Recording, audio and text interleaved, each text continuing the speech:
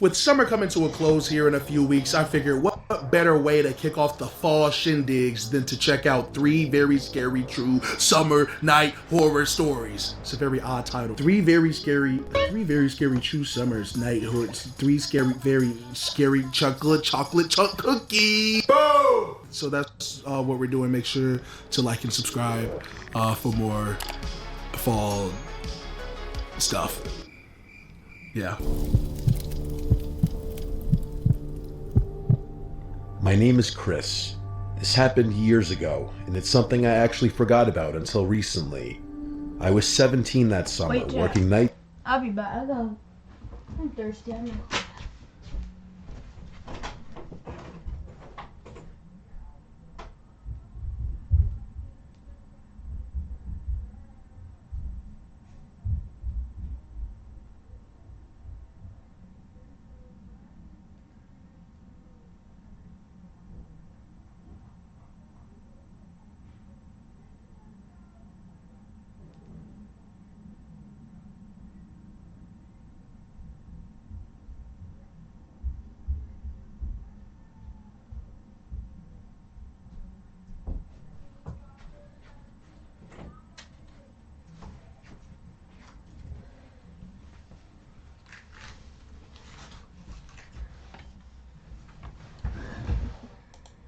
At a pizza place on the outskirts of my childhood hometown. I wasn't thrilled with it, but with no money and two parents who would have killed me for being unemployed, I couldn't complain. It was one of those jobs you take because nothing else is hiring. Slow shifts, sticky uniforms, and a beat-up delivery car that barely made it up hills. At least I didn't have to drive my own car. That would have sucked. Oh yeah, not that this is super relevant, but I do want to mention that the pizza was god-awful. Like, genuinely terrible. Yes. I couldn't understand. Actually, I still don't understand why anyone in their right mind... Why that look so cold and lifeless? Dead ass? This the pizza? This look dehydrated. Ain't nobody shoving this down their esophagus. I swear. I'm not gonna work there. How the pizza that nasty looking? And then you just there. You just clocked it like... Well, I hope the restaurant didn't smell burnt either. This... tough. ...would order from that spot. If not for the technology and relatively nice atmosphere it provided, I honest to God don't think we ever would have gotten a single order. That place is definitely the thing I miss the least about my childhood hometown, and that's saying something. The one saving grace about working there was that because the pizza was so bad, or because the place itself was so far away from our downtown, or maybe a combination of the two, people rarely ordered from us, so most nights were dead quiet.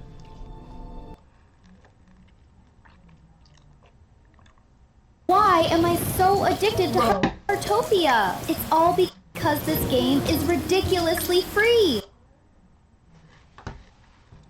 I'm not going to bore you with the mundane details about how my nights typically unfolded. Right. It was a pizza place. I'm sure you could fill in the blanks yourself. One night, I was restocking the fridge with drinks when the tablet buzzed with an online order. Large sausage and olive pizza. I remember that distinctly because we never got olives. The address was out in the middle of nowhere. Who's eating olives on their pizza? Like, okay, granted, I've heard that, you know, there's a pineapple community out there who exists. I don't want to alienate y'all, but pineapples on your pizza good? Like, I've even heard it a step worse. I've heard people put anchovies on their pizza. You talking about them nasty, slimy, stinky fish that be swimming inside that can, right? That almost looks like tuna, but it ain't mashed up to shreds. I'm not putting that on my pizza, no.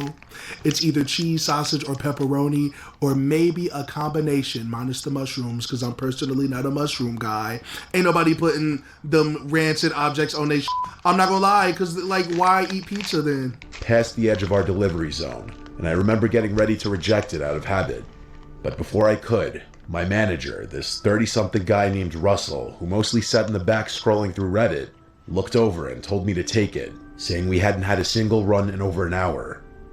I didn't argue, so when the pizza was ready, I typed in the directions on my phone and grabbed the pie. At least it would kill 30 or 40 minutes. As I was about to leave the store and walk to the car, I looked a little more carefully at the delivery instructions Russell had printed and stapled to the box, which I hadn't paid attention to until then. They said, and I remember this word for word, park on the street behind the house, walk through the backyard, knock on the back door only. Personally, me with instructions that vivid, sure, it's your job. You kind of are obligated to follow it to some extent. Me personally, you do anything that's off grid or out of the circumstance that fits that job description, I'm assuming I'm just going to walk up a couple of steps and drop the box off. I'm not going on a field trip for you for no pizza. That's scary, and it's real late at night, and I can't see nothing. This is what people's problem is. Y'all just be taking gigs, and it'd be a little suspect. And he said he was 17. Oh yeah, I know he going through it.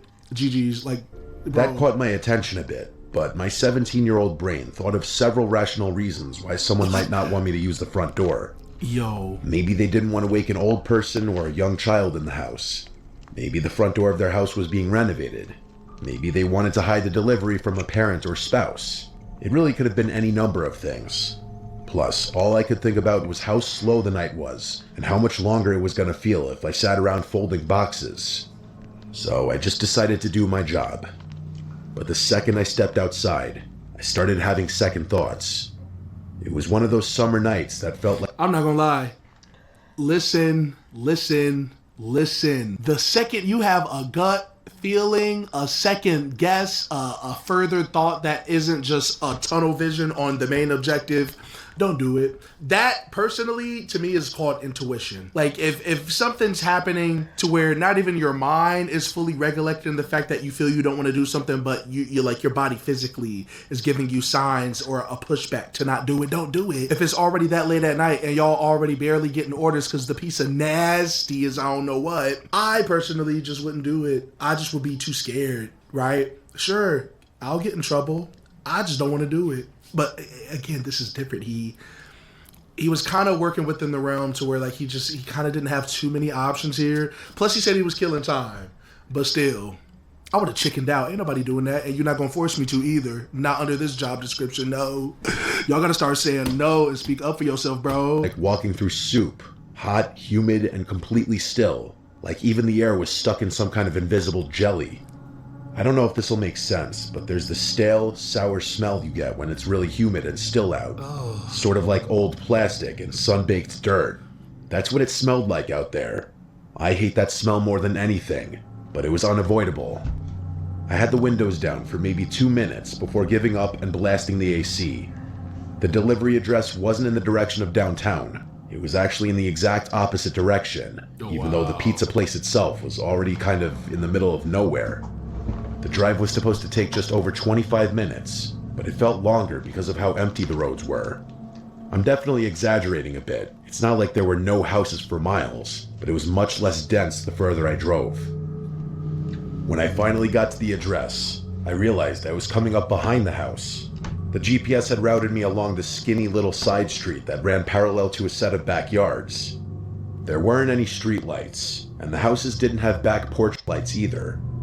And now the house got to be creepy and discreet. It's like, what do y'all be doing ordering food? Are y'all cave dwellers? Listen, if I order a pizza and your light's not lit up outside your crib, I'm going to frisbee toss that damn pizza box on your porch. I'm not playing.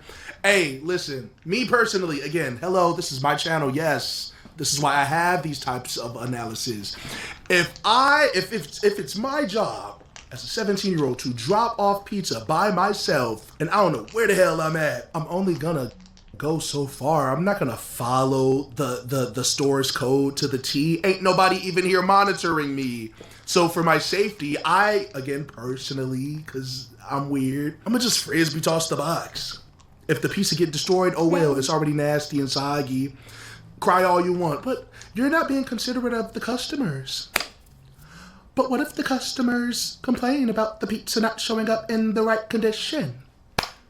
What if the customer said, I don't care how they feel. No. Did you see how descriptive that line was in terms of how to drop off the pizza? I've seen way too many horror flicks. You're not going to get me got. Again, personally, I just would be scary. Ain't nobody signing up for that. Never. It was all shadows. I remember slowing down and double checking the house number because it looked totally dead. There were no lights inside and no cars in the driveway. Ew. Just this sagging backyard with overgrown grass and a rickety wooden fence that didn't even close all the way. But still, I followed the instructions. I parked right there on the gravel shoulder, grabbed the pizza, and walked up the incline toward the back door. I had the pizza in one hand and my flashlight in the other, angling it down toward my feet so I wouldn't trip on anything. When I got to the top of the hill, I saw the back door. It was one of those old white ones with a small pane of glass at the top covered by a cheap curtain. I knocked and waited, but no one answered. I knocked a second time, knowing that my manager would be livid if I returned to the store empty-handed. After no response, I was about to knock a third time when I saw the curtain move. Not a lot, just this tiny little twitch, like someone brushed it with their finger. It was fast, and I don't think I would have even noticed if I hadn't been staring at the glass. I stood there for another few seconds, expecting the person who was clearly standing right behind the door to finally open up. But before that happened, I noticed two unmarked cars pull up to the side street behind my car. My first thought was that I was about to get in trouble for trespassing or something. One of the car doors opened, and someone stepped out. Even from the house, I could make out that it was a man in the light of the other car's headlights. The guy motioned for me to walk over to him, which is what I did, assuming that he had ordered the pizza and that See, this too much, bruh. Cause, bro, he don't even know. He just assuming this is just his job. He just gonna drop off that pizza, brother. I don't play 21 Questions. I don't play Blue's Clues. It is not my job, again, outside of the job description, to do anything further than drop off the box of pizza. If there was no one there, I'm gonna just drop it and go. You think I'm gonna stay and wait for further confirmation? Do you see how spooky that is? Again, cut my hours. I'll cry about it later. I don't want to even be in the vicinity of just something that, again, that gut feeling, like previously there, to just let you know, hey, like, I don't know, just keep your eyes peeled on this delivery. You just can't be lacking. I just consider that just a lack. Like, you're just lacking the social awareness of things that happen around you. I'm not that guy, bruh. Like, I can't. It, like, drives me crazy.